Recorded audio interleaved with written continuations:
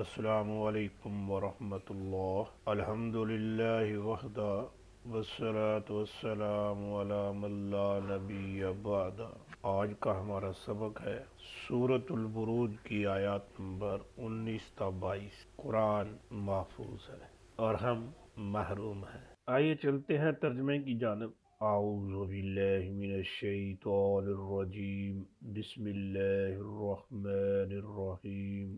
بل الذین کفروا فی تکذیب، بلکہ الذین جن لوگوں نے کفروا انکار کیا، فی میں تکذیب جھٹلانے، بل الذین کفروا فی تکذیب بلکہ منکر تو جھٹلانے میں لگے ہوئے ہیں۔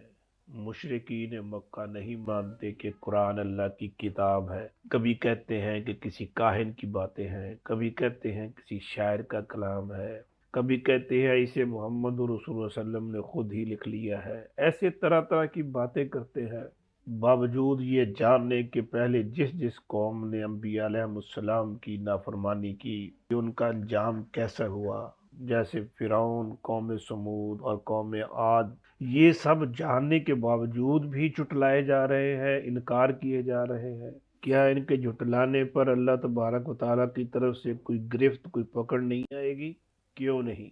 واللہ من ورائہم محیط، واللہ جب کہ اللہ من سے، ورائہم ورائے علاوہ، ورا پیچھے، ورا چاروں طرف، ورا دور، ورا سوائے، کئی ایک معنی دیتا ہے۔ ہم ان کے، ورائہم ان کے پیچھے سے، ان کے ارد گرد سے، محیط گھیرے ہوئے ہے۔ محیط کا لفظ اردو میں بھی استعمال ہوتا ہے، واللہ من ورائہم محیط، جب کہ اللہ ہر طرف سے انہیں گھیرے ہوئے ہے۔ یہ مشرکین مکہ قرآن کی تکذیب کرنے پہ لگے ہوئے ہیں، اور دوسری طرف حالت یہ ہے کہ اللہ تبارک و تعالیٰ ان کو چاروں طرف سے گھیرے ہوئے ہیں۔ یہ کہاں بھاگ کے جائیں گے؟ کب تک انکار کرتے رہیں گے؟ بل ہوا قرآن مجید، بلکہ ہوا وہ قرآن ہے مجید، بڑی شان والا۔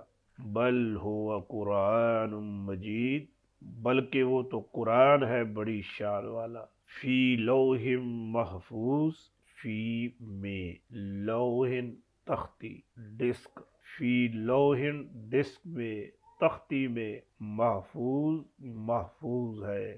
فی لوح محفوظ، ایک محفوظ ڈسک میں ہے، ایک محفوظ تختی میں ہے۔ یہ قرآن ایسی کتاب ہے کہ جس کا اصل مسودہ لوح محفوظ میں محفوظ ہے۔ قرآن بڑی شان والی، عظمت والی کتاب ہے۔ یہ نہ کسی شاعر کا کلام ہے، نہ کسی کاہن کی باتیں ہیں، نہ محمد رسول اللہ صلی اللہ علیہ وسلم نے اپنی طرف سے لکھی ہے۔ اس کے باوجود مشرکین مکہ نہیں مانتے، انکار کر رہے ہیں۔ تو کیا ان کا انکار ان کو فائدہ دے گا؟ نہیں۔ اللہ کا حکم ہے، کوئی نہ مانے تو کیا اللہ تبارک و تعالیٰ کی پکڑ سے، گرفت سے بچ سکتا ہے؟ نہیں بچ سکتا۔ ایسا انکار کرنے والے چاروں طرف سے اللہ تعالیٰ کی گرفت میں ہے، کہیں بھاگ کے نہیں جا سکتے۔ وہ آج سے 1400 سال پہلے کا انسان ہو یا اس وقت کا انسان ہو، جو بھی قرآن کا انکار کرے گا، اس کی تعلیمات پر عمل نہیں کرے گا، اس کو ٹھکرائے گا، وہ اللہ تبارک و تعالیٰ کی گرفت سے بچ نہیں سکتا۔ وہ اس پر گرفت دنیا میں آئے یا آخرت میں آئے۔ سو ہمیں غفلت میں نہیں رہنا چاہیے، ہمیں خود بھی قرآن کو پڑھ کر اس کی تعلیمات پر عمل کرنا چاہیے، اور اپنے دوست احباب کو بھی توجہ دلانی چاہیے۔ یا رب العالمین قرآن کو ہمارے سینوں کا نور بنا دے، اور اس کی روشنی میں ہمیں زندگی گزارنے کی توفیق عطا فرما۔ وما توفیقی الا باللہ۔